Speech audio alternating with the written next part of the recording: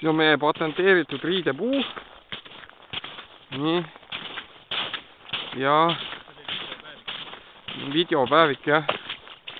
Siin on siis passiivpüügi kõige eredam näide. Nii, ja vaatame, kas tuleb veel mõni kala.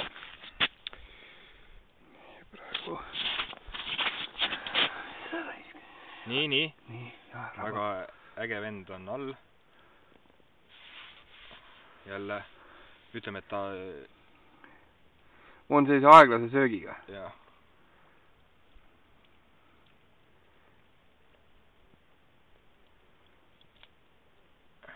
Nüüd võis juhtuda selline asi, mis on kõikide kalameeste hirm. Et konks söödi tühjaks. Aga jätame kalamehed kalale ja suundume kohe kööki ja vaatame, mis Vladislav teeb.